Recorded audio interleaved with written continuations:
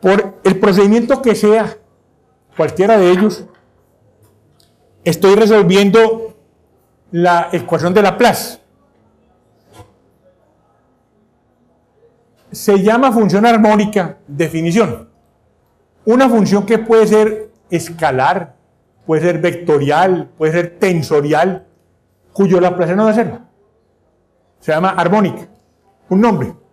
No confundir con la palabra armonía que se usa en música, o con la palabra armónico que suele utilizarse cuando se usa en Fourier. Aunque hay algún parentesco, aquí el sentido es satisface la ecuación de Laplace. Por ejemplo, el potencial escalar, phi, el vector E, laplaciano da cero. En la relatividad general hablamos de laplaciano cero o ecuaciones de Poisson, y ahí las cantidades son tensoriales. Por el solo hecho de ser armónica, por cumplir con la ecuación de Laplace, una función tiene un montón de propiedades. Pueden ser cerca de una docena. En mis notas breves, en la clase que corresponde al día de hoy en esas notas, al final hay 5 ejemplos, 5 problemas. Los 3 primeros, demuestre tal propiedad. Hay como 6 o 7 propiedades ahí. Demuestre que por ser armónica tal cosa se cumple. Hay pues muchas propiedades. Se abordan en conjunto, todas ellas, pues en libros de matemática dedicados al tema. Por ejemplo, el libro de Phillips.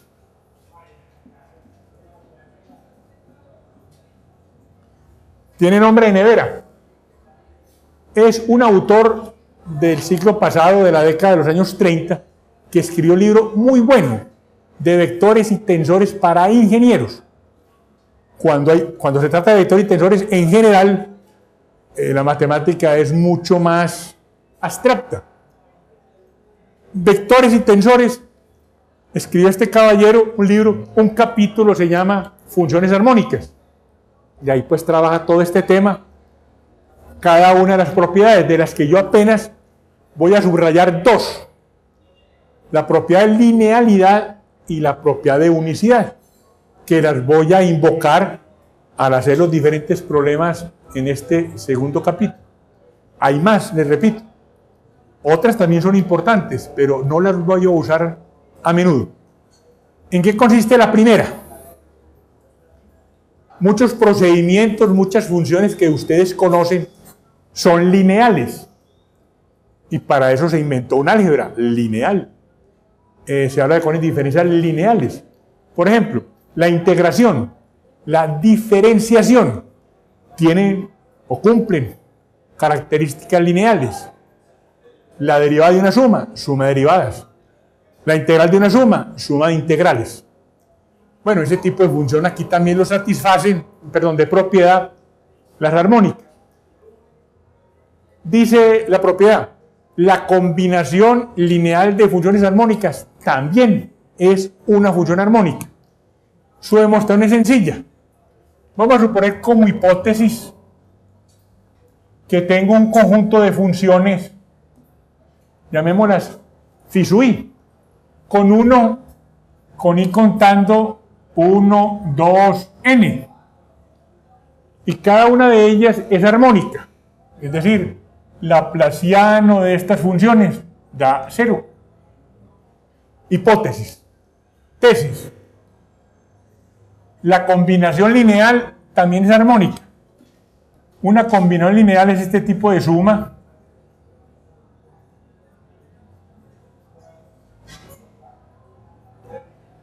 donde estoy tomando las funciones afectadas por un coeficiente que es un número. Hace parte, pues, del conjunto de los números reales, hasta podría ser imaginario o complejo.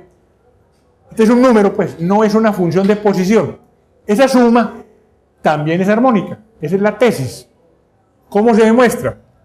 Le tomo el laplaciano a esta función, que es el laplaciano de la suma.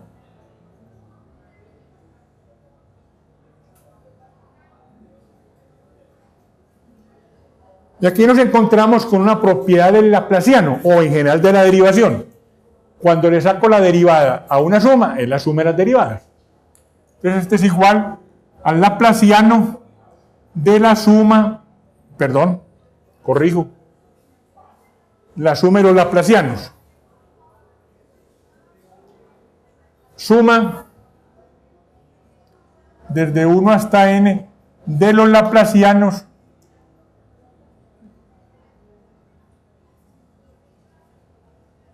de a sub i phi sub i. Como la a es una constante, la puedo sacar de la operación, entonces me queda suma de los laplacianos, que cada uno por separado es 0, da 0. La combinación lineal de armónicas es armónica. La otra propiedad es la de unicidad. Consiste en que si tengo dos funciones que satisfacen el ecuación de Laplace y las condiciones de borde ambas no pueden ser distintas, tiene que ser la misma función o a lo sumo difieren en una constante.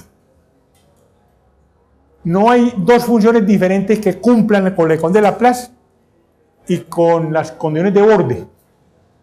La solución es única, principio de unicidad. ¿Cómo se demuestra?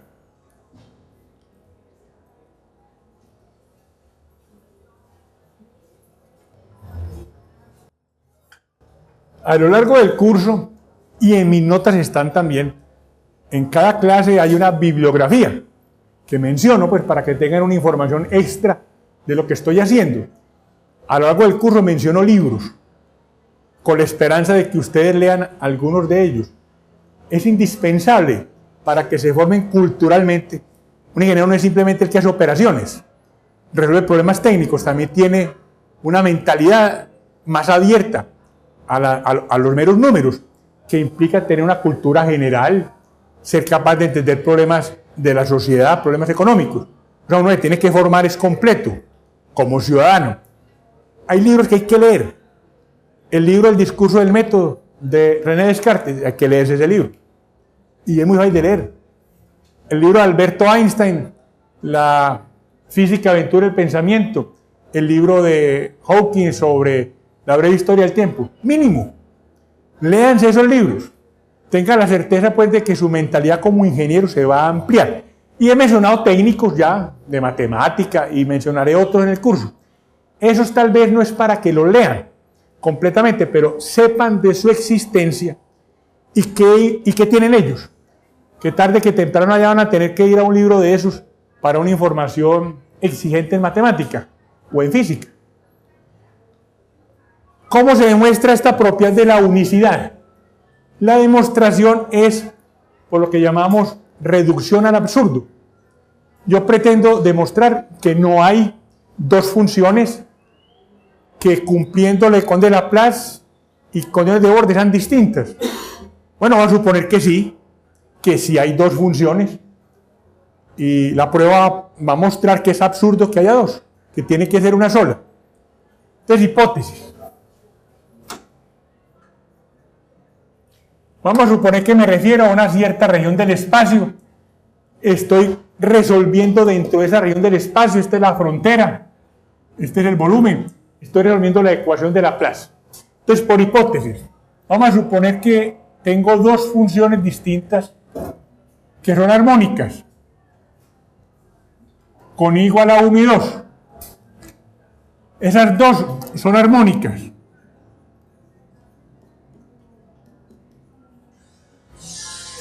En esta región de interés, ambas satisfacen la ecuación de Laplace. Supongo que son distintas. Y que satisfacen en los bordes, en la superficie, condiciones de borde. Por ejemplo, podríamos conocer en el borde el potencial. Entonces la 1 en la superficie debe dar lo mismo que la 2 en la superficie, suponiendo que allí se sabe el potencial. Si tenemos información sobre el potencial en la superficie, ambas deben dar el mismo potencial. Esa podría ser la forma de dar el borde. O podría ser con el gradiente, que tenga información en la superficie del gradiente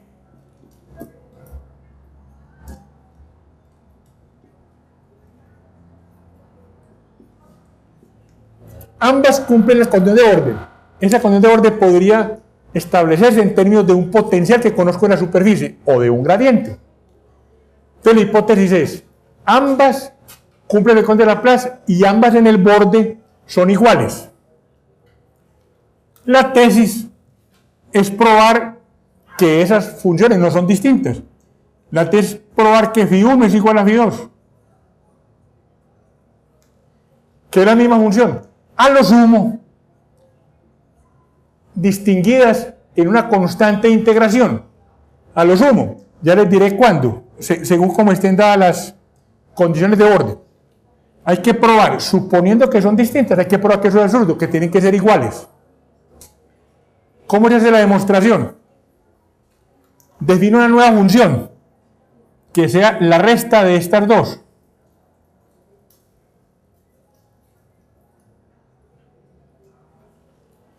Y a esta nueva función le aplico en la superficie de integración, le aplico esta operación.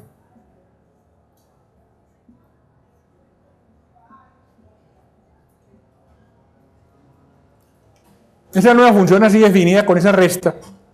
Entonces, esa función y su gradiente la voy a integrar, voy a calcular el flujo en la superficie S, que en sí era la región de interés. Ese flujo, phi es la resta de las dos funciones. Ese flujo es igual, teorema de la divergencia, a la integral de la divergencia de ese vector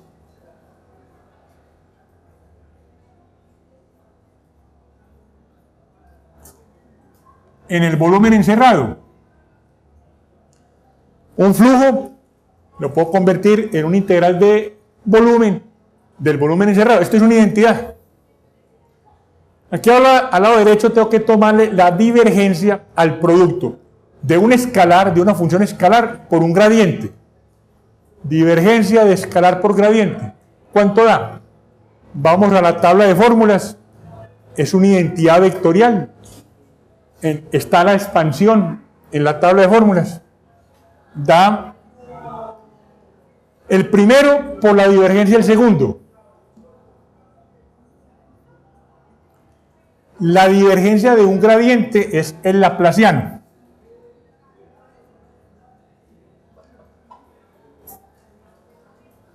Más el producto escalar de el vector, que es gradiente de phi, por el gradiente del escalar, otra vez gradiente de phi. La expansión de esa operación, divergencia de ese producto, da este par de expresiones.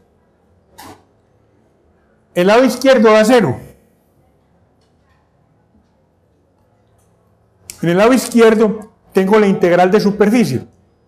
Si la información que se conoce en la superficie es de que ambos potenciales son iguales, este término sería 0. O si lo que se conoce es que los gradientes son iguales, este término sería 0.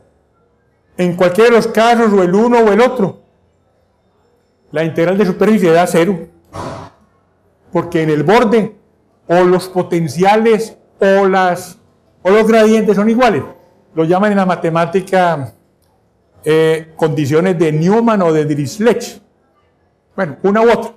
El lado izquierdo da 0. Esta cantidad da 0. ¿Por qué? Porque tengo una combinación lineal de las funciones 1 y 2, cuyo laplaciano es 0. Demostré ahora la propiedad de linealidad en que eso es verdad. Entonces aquí queda al lado derecho, gradiente de phi por gradiente de phi es la magnitud del gradiente al cuadrado diferencial de volumen. Y me encuentro con una integral en donde estoy sumando cantidades positivas. La magnitud al cuadrado es una cantidad positiva. Si sumo cantidades positivas, eso tiene que dar positivo. Pero como da 0, la única conclusión es que lo que estoy sumando da 0.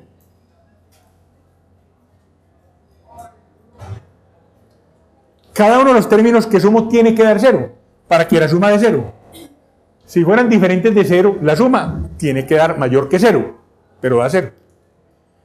Gradiente igual a 0 implica que el diferencial de la función, que puedo expresar como gradiente vectorial por arco, el diferencial total de una función, lo llaman como diferencial de Taylor, es el gradiente de la función multiplicado por el vector diferencial de arco. Recuerden, derivada de phi con respecto a x por dx más derivada de phi con respecto a y por dy, eso se sintetiza en esta operación. Este producto punto es magnitud del primero, del segundo, coseno del ángulo involucrado, pero como la magnitud del primero es 0, y tengo que el diferencial de esta función que resta es 0, integro. Diferencial es 0. Entonces, φ1 menos φ2 igual al integrar una constante de integración. ¿Qué es 0? Si en la frontera yo conozco el potencial en términos, conozco el potencial. Voy a la frontera, φ1 igual a φ2, la constante da 0. O si lo que conozco es en términos del gradiente, pues tengo que dejar pendiente ahí la constante. Entonces, ¿qué demostré? Que esas dos funciones no pueden ser distintas. A lo sumo se distinguen en una constante. ¿Y para qué sirve el teorema? Como sé que la función respuesta es única, eso me va a permitir caminos para encontrar esa función que pueden ser basados, por ejemplo, en conjeturas, en la experiencia, en algún artificio. Por ejemplo, un sistema electrostático que involucre esferas, lo resuelvo. Luego tengo un sistema magnetostático que involucre esferas, muy distinto de los dos problemas, físicamente completamente diferentes. Pero la solución del electrostático, la manera como el potencial y E dependen de la posición, nos da sospechas en el problema magnetostático de cómo dependería el potencial IH de la posición. Entonces puedo crear una conjetura. Aquella solución que me sirvió en el electrostático, también en el magnetostático sirve. O sea, por pura experiencia la puedo crear. Si esa que me inventé cumple condiciones de borde del problema magnetostático y de Juan de Laplace, esa es la respuesta, porque la respuesta es única.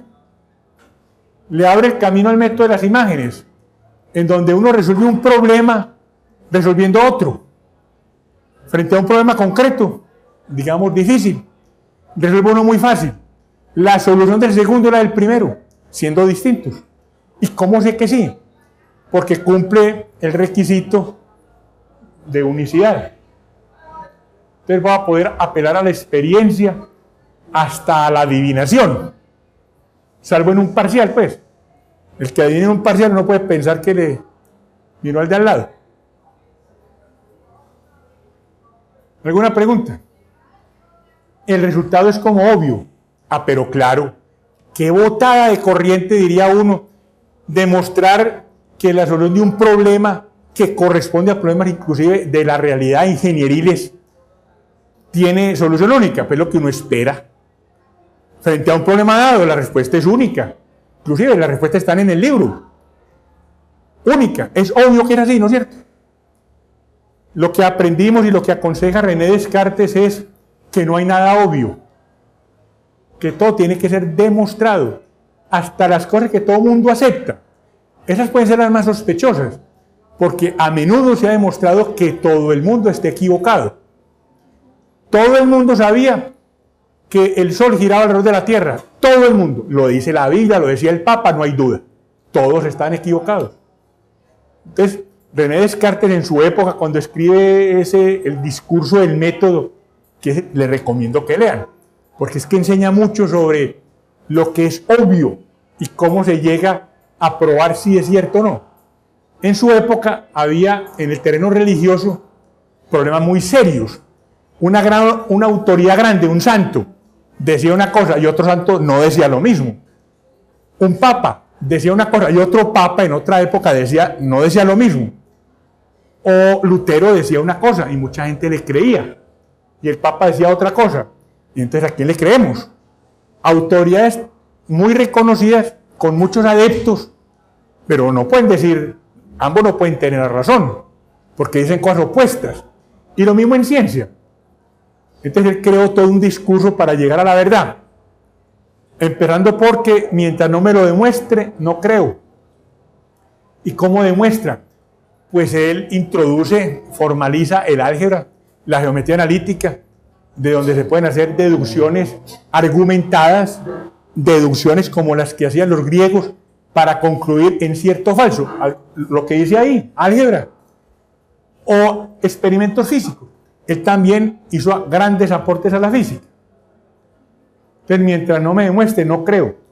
Hay cosas muy obvias que todo el mundo acepta, hacen parte de lo que llamamos valores, que hacen parte de nuestra cotidianidad. Y no los discutimos, es que es obvio pues que eso es así. Las relaciones en la familia, las relaciones sociales, las religiosas. Basta mirar otras culturas y uno se da cuenta de que lo que aquí es obvio, allá es muy diferente, allá también es obvio, pero muy distinto. Precisamente el que piensa sobre eso, los que filosofan, trabajo de los filósofos, son los que nos hacen caer en la cuenta de eventualmente errores del pasado que hay que corregir.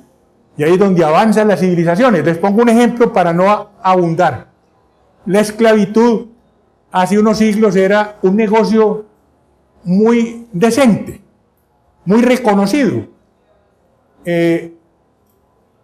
Aventureros portugueses, españoles, ingleses iban al África, secuestraban a un montón de africanos y los vendían, por ejemplo, en Cartagena. Y la gente compraba su esclavo. Eso no era ilegal. Todo el mundo estaba de acuerdo aquí que eso era legal. Pues los curas, la iglesia, en general, en la monarquía, se cobraban impuestos por esas ventas. Cuando alguien moría, decía en su testamento, como principal bien, dejo mis 2 esclavos a fulanito. Perfectamente lícito, perfectamente válido. ¿Cómo les parece? Y nos demoramos mucho rato en poder sacudirnos de la esclavitud en el mundo. Apenas en el siglo XIX, a mediados, en la época de José Hilario López, si mal no recuerdo, libertad de los esclavos. En Estados Unidos costó una guerra. La guerra de secesión de los Estados Unidos. Y en el resto del mundo no ha desaparecido del todo. En esta época en que estamos, siglo XXI, todavía en Colombia esclavizan muchachas, se las roban, se las lleva la guerrilla, los paramilitares a que se iban allá, de mujeres de todo el batallón, o se llevan a otras personas para que trabajen a la brava. Esa es esclavitud. Les pongo un ejemplo de algo que fue muy aceptado, pero que uno se da cuenta que eso era absurdo, lo ve con ojos de ahora. ¿Cuántas otras cosas serán semejantes? Y se pueden poner ejemplos en la religión, en la economía, en la forma de gobernar un país. Esto no es obvio. Más aún, es casi un milagro. Estos principios de unicidad tienen origen en el siglo XVIII especialmente, con motivo de la mecánica celeste, en la que trabajaron Poisson, Laplace y muchos otros matemáticos y científicos de la época. La idea era esta: si uno conoce la velocidad y la posición de una partícula, puede, con las leyes de Newton, saber en otro instante posterior dónde está esa partícula y con qué velocidad se mueve. Es resolverle con el movimiento. Y si tengo muchas partículas, a todas les hago el mismo seguimiento, de tal manera que podríamos predecir el futuro, conociendo el presente. Basta saber de todas las partículas dónde están, qué velocidad tienen, y podemos decir dónde estarán. Es el determinismo. Podemos predecir el futuro, pero eso no es verdad. El siglo XX nos lo probó. La física cuántica introdujo, y por eso se llama principio de incertidumbre, en donde demuestra que la hipótesis no es posible. No es posible saber al mismo tiempo con exactitud posición y velocidad de una partícula. Si usted sabe muy bien una cosa, sabe muy mal la otra. Como hay una incertidumbre en las condiciones iniciales, tampoco se puede decir en dónde van a estar tiempo después. Eso obliga a introducir probabilidades. ¿Dónde está el electrón al orbitar alrededor del núcleo? Pues es una densidad de probabilidad. Es más probable que esté en cierta parte que en otra, pero la otra también tiene probabilidad que no es cero. Hay que aprender a manejar ese tipo de incertidumbre. También en la relatividad hay un principio que rompe eso tan querido que es el orden en que ocurren los fenómenos. Por ejemplo, doy 2 golpes. Queda muy claro cuál fue el último, ¿no? En el tiempo, el posterior. Bueno, se demuestra que si un observador miró ese par de golpes, pero viajaba con velocidades superiores a la de la luz, él puede observar que el segundo golpe fue primero que el otro. Invierte el orden de la secuencia, llevándolo a un extremo. Podría ocurrir que el padre sea posterior al hijo. O sea, la teoría demuestra eso. Les menciono otro libro. Ya en otra clase lo toqué. Este es uno de los científicos vivos, todavía vivo, más importante actual, por su conocimiento en relatividad, en física cuántica, la manera como las entiende y cómo se burla de ellas. Escribió un libro que está en español, La nueva mente del emperador. Ese es otro que le recomiendo leer, más despacio porque es robusto, como 1000 páginas. Él pretende probar que una mente artificial jamás sustituirá a una mente humana, y yo creo que lo logra. Leyendo un libro se da cuenta de eso. Pero hay que explicar qué es la mente. Entonces él se mete a explicar, la mente necesariamente funciona con las reglas de la física. Entonces él explica en su libro la relatividad, la física cuántica, con palabras sencillas. No es un libro con ecuaciones. Explica cuándo una mente artificial tendría que funcionar con un programa. Pues bien, hay cierto tipo de operaciones que implican un programa de infinitas instrucciones. Hay ciertos problemas que no pueden calcular. El cálculo para llegar a una respuesta podría ser infinito. O sea, hay situaciones que no se pueden ni decidir ni calcular. Ahí es donde empiezan los problemas de la mente artificial. Cuando él habla de la física cuántica y de la física de la relatividad, muestra los problemas que tienen y las paradojas, y se burla de ellas. Aunque uno nota pues que él cree más en la relatividad. Y pone este ejemplito para desbaratar la certidumbre, inclusive en la física clásica. Supongamos que tengo una bola de billar y la golpeo con otra. Después del choque, pues las 2 bolas se van a mover. Se puede predecir, utilizando la conservación del momentum lineal y de la energía, después del choque, ¿dónde van a quedar las 2 bolas? Ese problema se puede resolver fácilmente. Ahora cambiémoslo a 3. Tengo 2 bolas de billar muy pegadas y voy a golpearlas con una tercera para hacer la carambola. Pues bien, si le pega primero a esta, por estar pegadas, pero la otra también se mueve, o si le pega primero a esta con una pequeña diferencia de ángulo, el comportamiento de las 3 bolas después del choque es sumamente diferente. ¿Dónde quedan las 3 bolas? Según que el golpe sea primero a esta o a esta, es sumamente diferente. Es decir, un pequeño cambio en esta condición inicial, que es darle un golpe a las bolas, puede crear una respuesta sumamente diferente. Eso es lo que permite hablar del caos. Si esto ocurre con 3, ¿cómo será con n? La cantidad pues, de partículas que forman el universo. Un pequeño cambiecito en condiciones iniciales puede crear un efecto completamente desastroso pues, o imprevisible al final. Él trae el ejemplo que hemos oído muchas veces: una mariposa que aletea en las cumbres del Himalaya y mueve el aire, pues nada, una mariposita. Esa pequeña perturbación podría crear en el Caribe un huracán. Es lo que llaman efecto de bola de nieve. Una bola de nieve empieza a correr y desencadena una avalancha. Un pequeño cambiecito de condiciones puede crear un desastre. Ahora hay mucho escándalo con esta gripa que parece era de origen porcino. Y ya nos volvimos como tranquilos, ¿no? No vemos pues que la gente se muera, hay como alarmismo. La semana, ayer, se encontró dos personas en Medellín que tienen esa gripa, que venían de Argentina. Bueno, pero no hay problema. Resulta que se enfermaron sin estar en contacto con gente de México. La semana pasada murió una señora en Bogotá que no tuvo contacto con ninguna persona que venía de Estados Unidos o de México y se murió. Pero es como lejano el problema, no es con nosotros. Se ha visto que esa enfermedad no mata sino hasta ahora una persona de cada 1000. Como ganarse la lotería, ¿no? No es como mucho. Si en este planeta hay 6.500 millones de habitantes, no va a matar sino 6,5 millones de personas. Solo 6,5 millones de personas. Ahí sí se ve el grande el número. ¿Cuál es el temor? Tiene que ver con esto. Ese bichito parece no ser muy grave, pero podríamos los humanos volvérselo a contagiar a un animal. Allá vuelve a mutar, vuelve y nos lo pega, y ahí sí puede ser desastroso.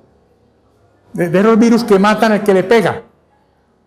Entonces, condiciones iniciales elementalísimas, cositas chiquiticas, una gran respuesta. De modo que sea obvio que era único, no, lo que estoy pues objetando. Aquí es único y la usaría así durante el curso.